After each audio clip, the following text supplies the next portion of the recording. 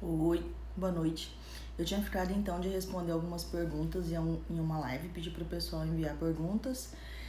E a minha tendência natural na vida é ser muito introspectiva, reservada. Não sei nem mexer no Instagram direito, tô aprendendo um pouquinho agora.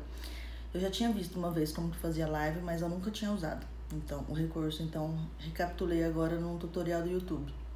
Rapidex, espero conseguir salvar quando encerrar, para o pessoal assistir, que o pessoal que perguntou conseguir ver as respostas para as perguntas. Então, as perguntas que me enviaram foram as seguintes: algum comentário antes do diagnóstico chamou sua atenção para a TEA? Essa pergunta aqui é relacionada ao Pablo, né? Que é o meu filho mais velho, que tem 8 anos. Teve um comentário antes do diagnóstico que me chamou a atenção na época, eu refleti sobre aquele comentário, mas não chamou a atenção para a TEA. Eu refleti sobre ele porque casava um pouco com uma coisa que eu analisava, mas que eu não sabia definir exatamente o que era. O Pablo começou a fazer fono com 3 anos e meio, lá em São José do Rio Preto, quando eu estava fazendo residência lá de Emato. E aí, eu achava a voz dele anasalada. Até tem alguns vídeos que eu postei de quando ele tinha 4 anos, eu achava a voz dele bem anasaladinha. E aí eu conversei com a fono que atendia ele, que era uma fono que não tinha especialidade em autismo, uma fono geral, e ela disse que... Perguntei para ela se ela achava que o atraso de fala dele poderia estar inserido dentro de algum outro contexto. Mas quando eu perguntei isso para ela, perguntei pensando em alguma questão otorrinolaringológica. Ela falou que não, que me explicou os motivos de atraso que ela tinha conseguido identificar, e aí ficou por isso mesmo. E aí depois, quando me fizeram esse comentário, que foi bem depois disso, eu achei que aí é exatamente isso, que eu analisava, mas eu não sabia dizer o que era. Alguém me falou que ele tinha voz de desenho animado. E aí eu entendi o que eu percebia diferente, era exatamente isso, mas eu não sabia explicar. Era a entonação que ele utilizava. Uma entonação semelhante a desenho animado mesmo. E aí quem assistiu Amor no Espectro, né, viu que vários deles têm uma entonação bem diferenciada, né? Uma prosódia que chama a atenção.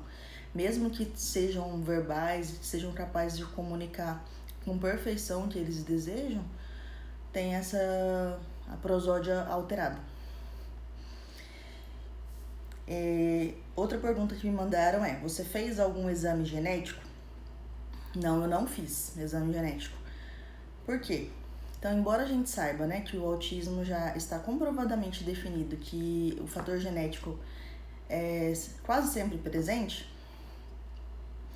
e assim, fenotipicamente, por características, o Pablo não tinha nada que fizesse pensar, por exemplo, na síndrome do X frágil. Não tinha alterações fenotípicas que sugerissem isso. Então, esses exames, eles são caros, são bastante específicos, né? Inclusive, são difíceis até de achar. Eu falo isso porque, assim, na hematologia, na minha especialidade, a gente usa alguns exames genéticos. Por exemplo, o cariótipo, que é o exame que... O cariótipo é suficiente para síndrome do X frágil, né? E é um exame que, por exemplo, no Mato Grosso do Sul inteiro não tem. Geralmente são coletados, enviados para fora, são caros. Imagino que muitos deles o convênio nem cobre. Eu entendi ali rapidamente, né? Embora ser médica não tenha me ajudado a entender que o Pablo tinha autismo, até que alguém me mostrasse aquilo, né? Porque eu não entendia sobre autismo. Aí depois me ajudou a entender rápido que o diagnóstico era comportamental, como diversas condições em neurologia são por diagnóstico comportamental. Em psiquiatria, em diversas condições, você não tem um marcador biológico. Então, eu não sou uma pessoa que tem recursos financeiros ilimitados para gastar um monte, né? Eu preferi focar no que realmente faria diferença para o tratamento dele. Ele tinha convênio, então o acesso dele às terapias foi pelo convênio mesmo, fono, terapia ocupacional, a terapia comportamental baseada no ABA. Isso tudo foi pelo convênio. Ele fez alguns exames na época inicial? Fez porque, assim, ele foi na primeira consulta, começou a acompanhar com uma fonoaudiologista aqui de Dourados, e ela era uma fono especialista em autismo, é a fono deles até hoje, a Joyce. E aí ela percebeu que tinha atrasos ali, Só que eu não tinha levado nenhum tipo de queixa comportamental para ela. Só questões de fala mesmo. E aí ela pediu para eu avaliar ele com a psicóloga lá, do mesmo lugar, no instituto onde elas trabalham juntas. E aí eu marquei com a psicóloga, e como eu percebi ali que a Joyce parecia pensar que tinha alguma coisa mais específica por trás, então eu já marquei o neuro também, concomitante. E aí eu fui no neuro, e na primeira consulta, que é o Dr. Luiz Felipe, que cuida deles, ele falou assim: Cíntia, você já observou que o Pablo tem baixo contato visual? Não, nunca tinha observado isso. Não tinha me dado conta, assim, ativamente desse déficit. Aí ele falou assim: você percebe que ele fica fazendo os movimentos assim com o olho, de piscar assim? Eu falei: sim, isso ele tá fazendo muito já, há vários dias. E eu tava grávida do Pedro, né?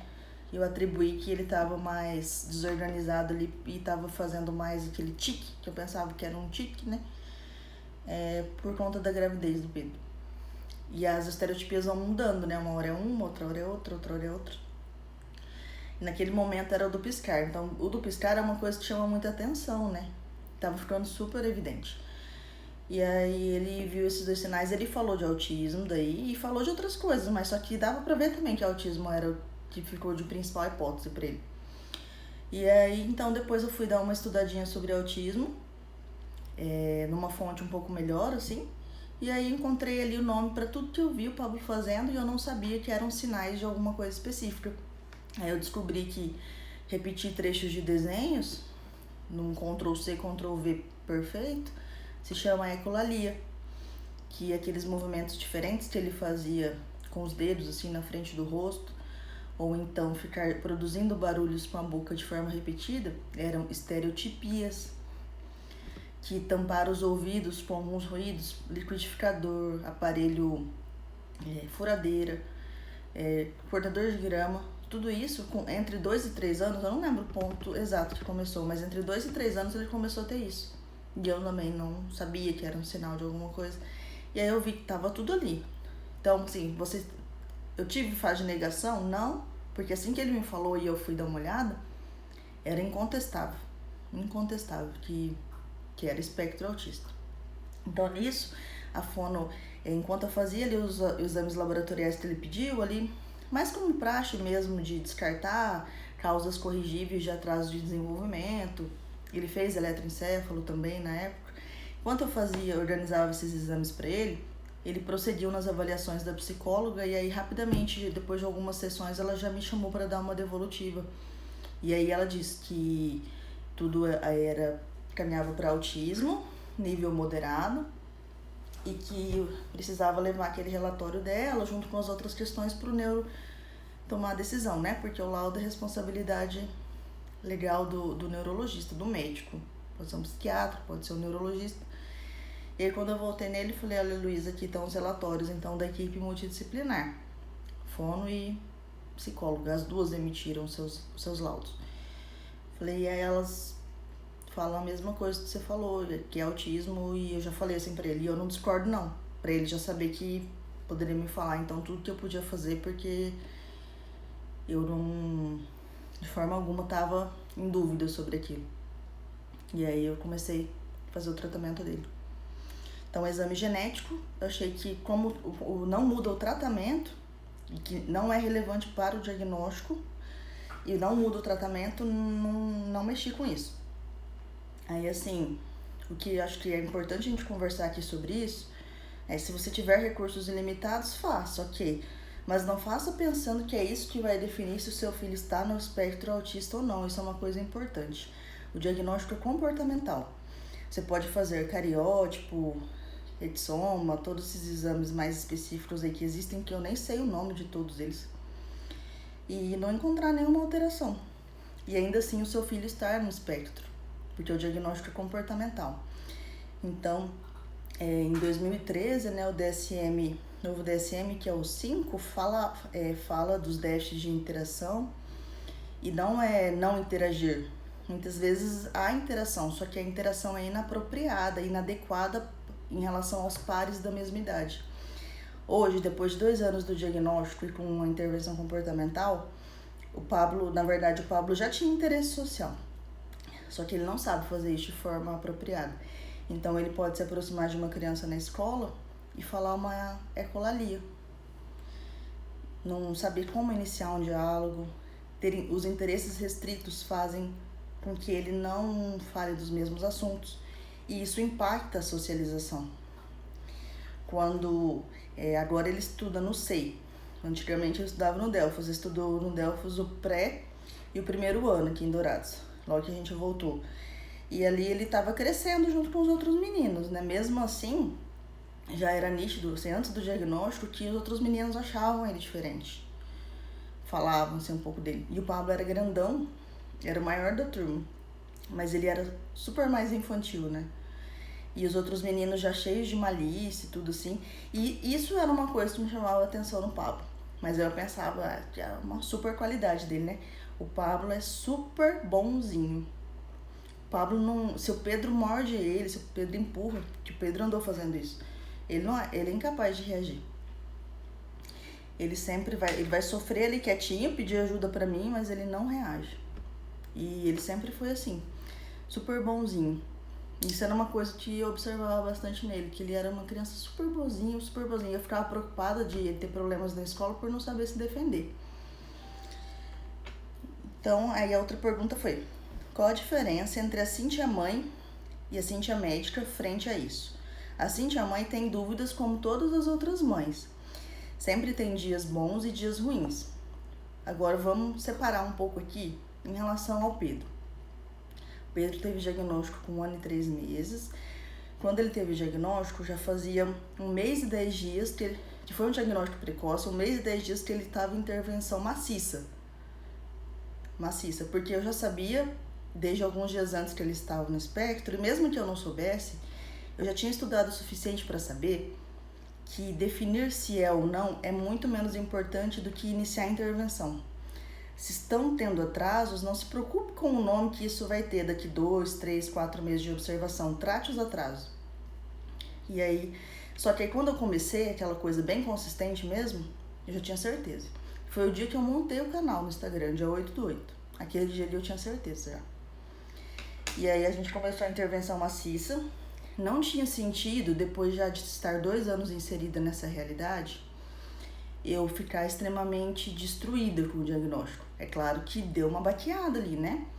Eu sabia do risco aumentado, estava preparada para não descartar autismo antes que ele tivesse 2 anos de idade, porque eu ainda me preocupava, embora ele fizesse algumas coisas que o Pablo não tinha feito naquela idade, eu tinha preocupação dele regredir agora entre 1 ano e meio e 2 anos, com a questão da poda neuronal.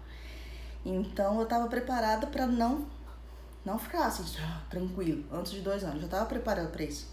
Mas deu uma baqueada, claro, só que então foi um diagnóstico precoce, uma intervenção bem precoce, e que eu fiz várias reestruturações pessoais e profissionais rapidamente. Do dia 8/8 para cá, eu tomei tantas decisões pessoais e profissionais, fiz tantos reajustes aqui em casa que parece que se passaram meses. E aí eu olho e não se passou tanto tempo assim. Mas eu sinto como se fizesse muito tempo, porque foi muito intenso daquele dia pra cá. E aí eu dei treinamento para minha funcionária, né, sobre a tríade do ABA, de antecedente, comportamento e consequência. Pro meu esposo também. Pro meu esposo, o que ajudou a ficar bem palpável foi a questão do equinismo, da marcha na ponta dos pés. Eu acho que só aquilo ali colaborou para que, uma coisa mais nítida assim, né, de se enxergar, colaborou para que ele entendesse que estava no espectro, já antes até do diagnóstico pelo neurologista. Ele confiou em mim, assim, e com aquela questão ali bem visível, e aí o Pedro, dentro de poucos dias, o equinismo se instalou como uma constante. Já estava andando com uma inclinação super grande e super rápido. Ele viu isso, então para ele já ficou nítido também.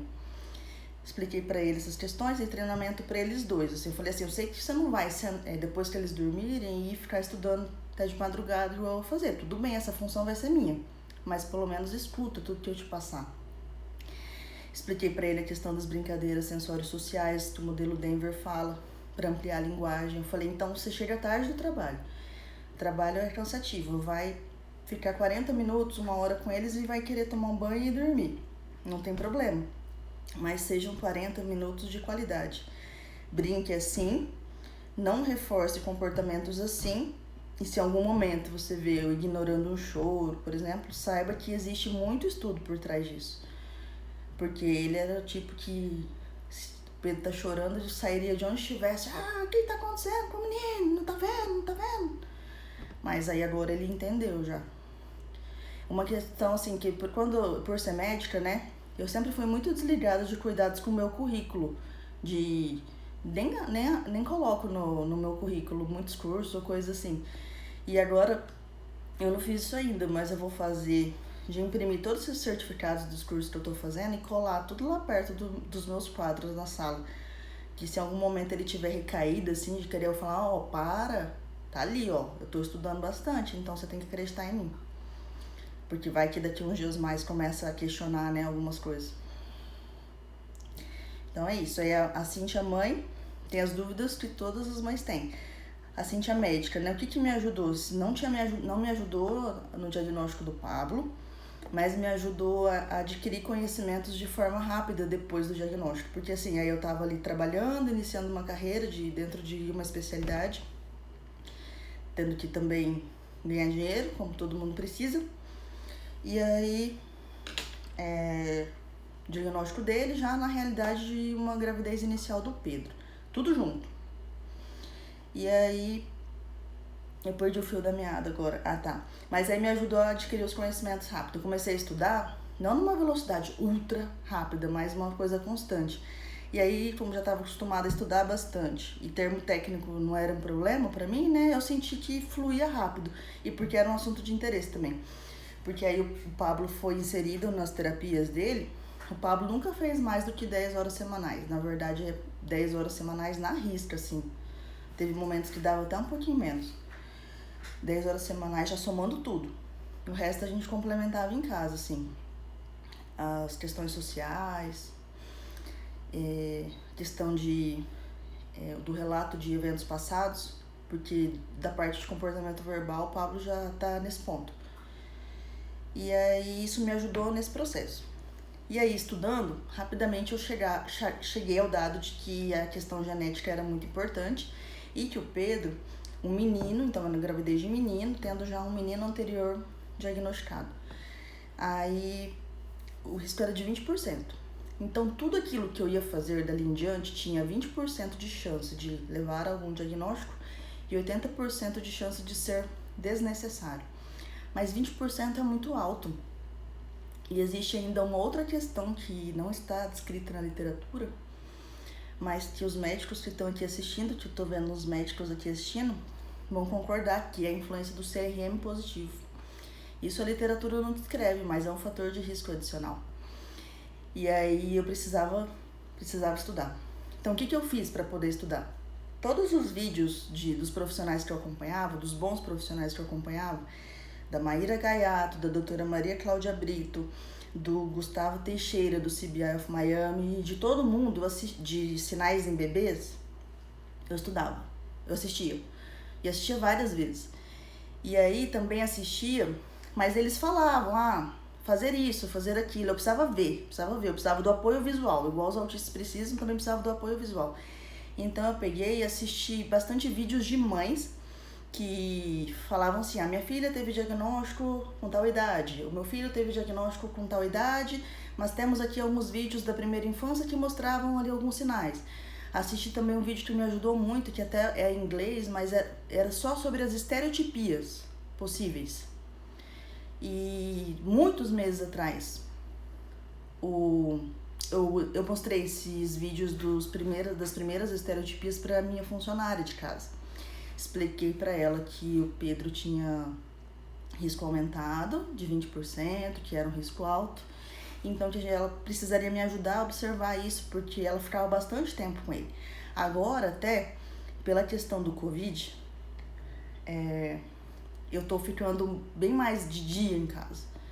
Porque a minha carga horária lá no HU ficou em grande parte noturna, porque eu tô trabalhando só na UTI. Não tô na minha especialidade. Os ambulatórios estão fechados, então o outro hematologista do hospital está dando assistência para os pacientes da hemato e eu estou cedida 100% da minha carga horária para UTI.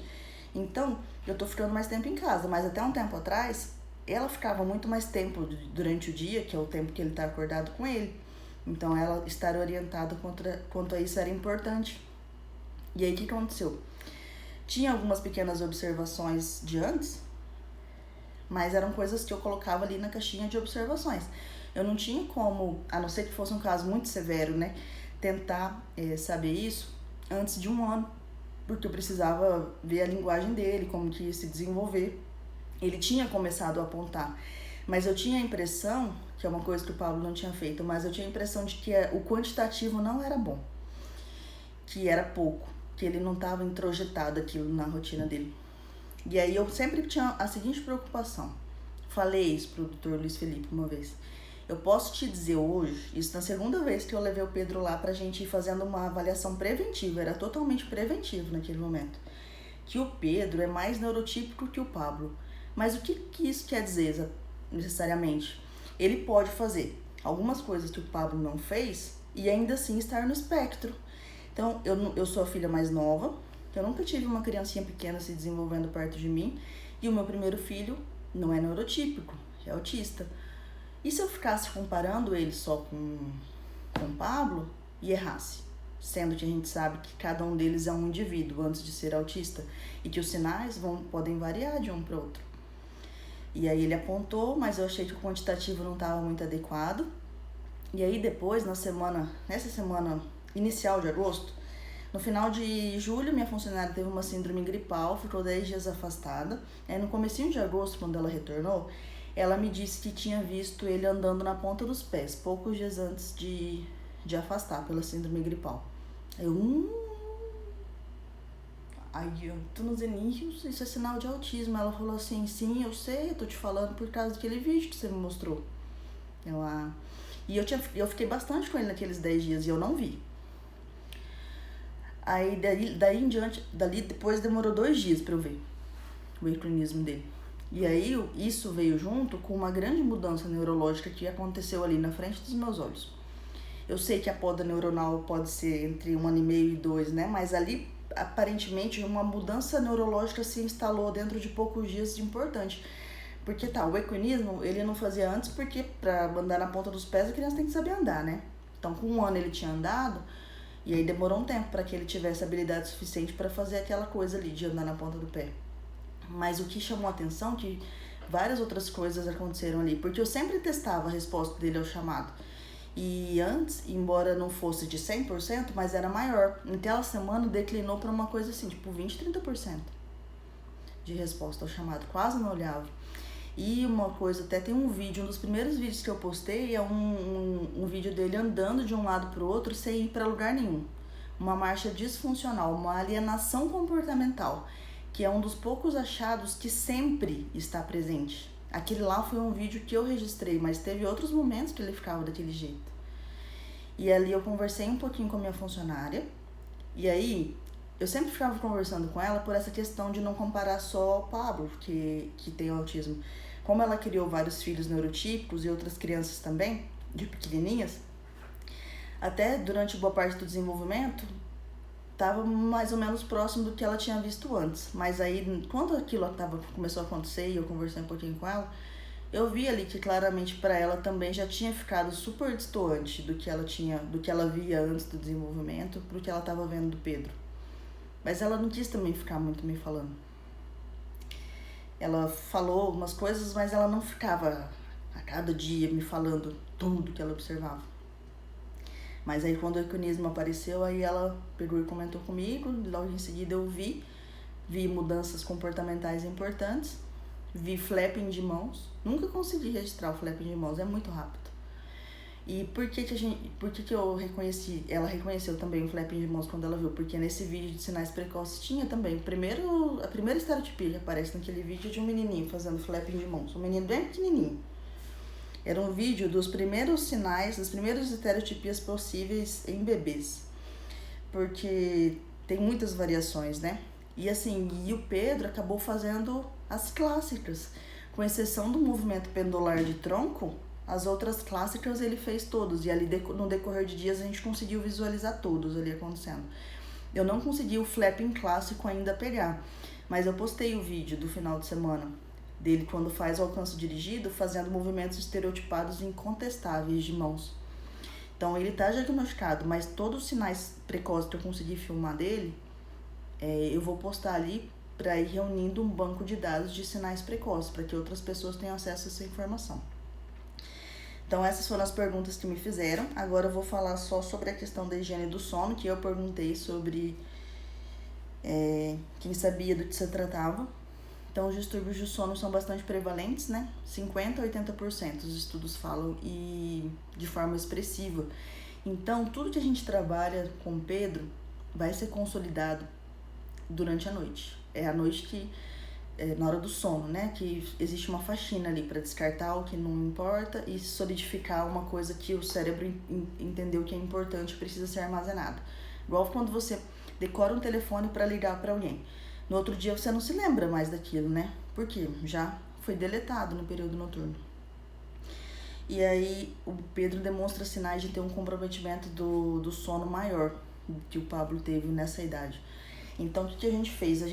São medidas não farmacológicas que a gente estabeleceu para poder melhorar essa questão dele.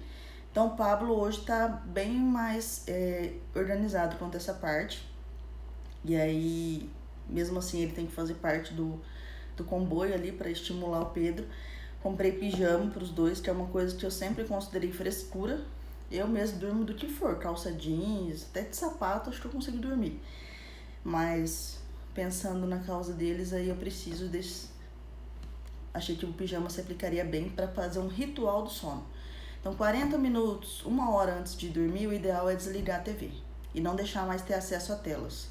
O Pedro não fica tendo acesso a telas assim mesmo, e ele não fica ali super prestando atenção no desenho, mas o Pablo fica, mas aí o Pablo tá tendo que entrar na dança também, mesmo. E aí a Natácia Caetano tá perguntando que é CRM positivo. É ser médico, Natácia. Parece que a gente observa assim que partos, cirurgias de médico ou de familiares de médico tem um índice a mais de complicações. É uma brincadeira interna assim de médicos, mas todo mundo comenta muito isso. Estatisticamente, a relevância disso que eu tô falando? Nenhuma, né? Isso é uma coisa que a gente fala. E aí, 40 minutos, 60 minutos antes, desliga a TV, colocam lá o pijama, eu faço o Pablo colocar na mesma hora que eu tô ali colocando no Pedro. Vou lá no quadro de rotina, mostro pra ele, né, do apoio visual. Olha, Pedro, agora o que a gente vai fazer? Vamos mamar, depois dormir. A gente faz assim. Às vezes a gente vai pro quarto e ainda demora pra ele dormir. Por que eu falo que ele tem mais distúrbio do sono? Teve dias dele ficar até 11h30, meia-noite acordado. Mesmo estando exausto, ele não pegava no sono. E isso, no momento inicial, acontecia muito em dias que eu fazia plantão de 7 às 19. E aí eu achava que isso acontecia com ele porque ele queria aproveitar a minha presença ali, né? E segurava. Mas na verdade, aí ele tava assim, exausto. Teve dias de mais de meia-noite ele ia dormir. Mesmo estando exausto, ele não conseguia pegar no sono. Então, esse distúrbio do sono tava judiando dele, né? Mas isso melhorou. Até antes dessas medidas farmacológicas, de forma geral, como ele é muito ativo, brinca bastante, tudo tava melhorando. Ele tá mais descansando melhor. Porque imagina a gente fazer todo esse trabalho de dia e o processo de faxina não ser efetivo à noite? Não pode não, precisa ser efetivo. A gente tá pegando ele na janela de oportunidade máxima da neuroplasticidade. Eu fechei meu consultório, me desliguei da oncoclínica, onde eu atendia pacientes com leucemia, linfoma, mieloma, e são pacientes que geram muito vínculo, né? Eu não poderia dar para eles a dedicação que eles precisam, que o caso clínico deles precisa, e eu não teria cabeça suficiente para poder fazer todo esse cuidado e também ter que tocar a intervenção do Pedro. Então hoje eu percebi que assim, na risca também a intervenção do Pedro vai somar ali perto de 10 horas semanais fora. Um pouquinho mais ali, muito próximo disso. E o resto eu vou complementar em casa, todos os momentos que a gente tiver oportunidade. Tem momentos que a gente vai fazer mais estruturado, pensando nessas questões do contato visual, da imitação, tananã. E no dia a dia a gente faz de forma naturalística, pelo modelo Denver. Nos primeiros dias que eu comecei, O primeiro curso que eu fiz foi de treinamento de pais da Maíra, que é muito bom. A Maíra, ela tem muita didática. Eu sei que algumas coisas para mim pode ser mais fácil entender por ser médica, mas eu tenho a impressão de que a linguagem dela é acessível para todo mundo. Ela é muito didática. E é nítido a consistência de estudo que tem por trás de tudo que ela fala. Então sempre achei ela muito boa. Ela já era a pessoa com quem eu mais aprendia fazia tempo. Então eu sabia já onde procurar os caminhos ali para me orientar numa intervenção precoce. Aí eu fiz o de treinamento de pais bem rapidão. Nos primeiros dias eu não sabia ainda como colocar a demanda da forma mais adequada, sendo um bebê, né? Eu não sabia como fazer isso. E aí nos primeiros dias eu fazia totalmente só modelo Denver, só aquela coisa de seguir a liderança da criança. Então eu pegava vários brinquedos, ia com ele pro quarto e ficava só seguindo a liderança dele, fazendo onomatopeia, ficando em posição frontal, narrando com poucas palavras, né? E imitando ele. E ele era super responsivo a essa questão de eu imitar ele. Ele dava muita risada quando ele percebia que eu estava imitando ele. E aí isso tudo ali serviu para criar bastante vínculo, para que quando a gente tivesse que começar uma parte mais estruturada, a resposta já ficou melhor.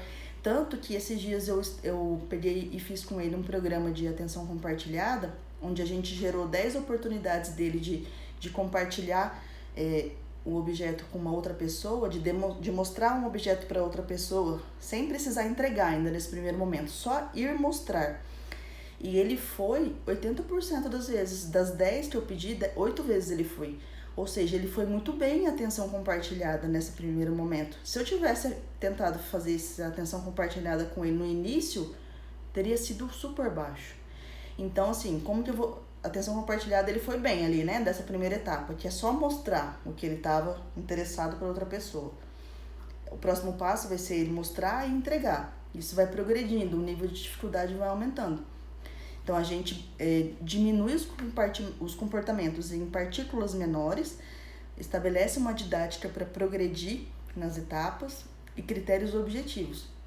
E uma coisa que eu fiz também, que eu ainda nem sei direito como que eu vou fazer para poder aplicar, porque é difícil, é mais difícil do que eu imaginava e eu ainda não consegui acessar o curso online que explica como usar. Eu comprei o Bailey, que é uma escala de desenvolvimento infantil, porque logo que ele fez a triagem com a TO, ela aplicou nele o checklist do modelo Denver de intervenção precoce e aplicou a escala Bailey, que é uma escala de desenvolvimento infantil. Aí eu achei super interessante aquilo ali, porque sistematiza tudo que você precisa cuidar, porque quem tem isso na cabeça? Tudo que um bebê precisa fazer com um ano em 1, com um ano e 2, nos diversos campos, linguagem, motor, comunicação, é muito difícil, é muita informação. Então achei bem legal ter tudo ali sistematizado. Aí eu comprei o Bailey, tá aqui, só que eu preciso conseguir acessar o curso à distância, que eu vou fazer isso logo que eu terminar o curso de aba da Maíra. E aí eu vou pegar para poder fazer o curso dele, que eles mandam um curso online, um acesso para um curso online para poder entender como aplica. E ali vem bastante coisa para estimular. Detectou um atraso aqui da linguagem? Faça assim, faça assado. Isso é uma coisa bem legal dele. Então, é isso. Com mais dúvidas, vocês podem me mandar. Um outro dia eu posso tentar entrar aqui ao vivo de novo. E uma coisa que eu não sei ainda se vai acontecer, mas a esposa do Dr. Carlos Gadia, a Grazi, ela tá acompanhando o perfil. Ela viu vários vídeos do Pedro. E o Dr. Carlos Gadia tem muito esse foco na questão do diagnóstico precoce e na questão da intervenção que pode ser feita até antes de diagnóstico. Eu já vi ele falando bastante sobre isso, né? Ele tem muito esse foco. Nos Estados Unidos isso é muito já a realidade hoje. E ela gostou bastante disso que a gente tá fazendo, sabe? Dos vídeos e tudo, de dar ideias, de postar os sinais precoces. Porque essa é a vida deles, né? É com isso que eles trabalham. E aí ela falou que eles tiveram Covid recentemente, e aí eles estão um pouco cansados e tal, mas que daqui mais um tempo que talvez a gente faça uma live com eles dois, com um casal, com o Dr. Carlos Gadia e a esposa, para poder discutir sobre essas questões, contar a história do Pedro e do Pablo e falar sobre diagnóstico precoce e intervenção. Porque a gente só vai conseguir também convencer que o diagnóstico precoce é importante se a gente mostrar um excelente trabalho nessa intervenção. Então, no dia 8/8, eu tive certeza que o Pedro estava no espectro E eu tive certeza que eu não podia me destruir com aquilo, porque essa era já a minha realidade há 2 anos, ter um filho com autismo, eu não podia me destruir, ficar super deprimida, isso não podia acontecer, e que também eu precisava aproveitar naquele momento, naquele dia, eu precisava tomar aquela decisão, que eu ia mostrar dia a dia pinceladas aí desse nosso processo. E por isso que o perfil se chama autismo dinâmico, porque não é uma condição estática, que não pode ser modificada, que não possa ser lapidada e essa criança melhorar. Pelo contrário, tem muita coisa para fazer, muita coisa. É trabalhoso? É semelhante a escalar o Everest, provavelmente, mas dá para ser feito e com resultados importantes. Resultados que eu tenho certeza que vão ser bons. Eu plena certeza de qual resultado vai ser, eu não tenho, mas que seria muito melhor do que o que seria sem fazer nada disso, isso eu posso ter certeza. Então, é isso que me move, e o propósito, quando ele tá bem claro na sua cabeça, energia para colocar em prática, você consegue. É isso que eu penso sobre toda essa questão. Então, tchau!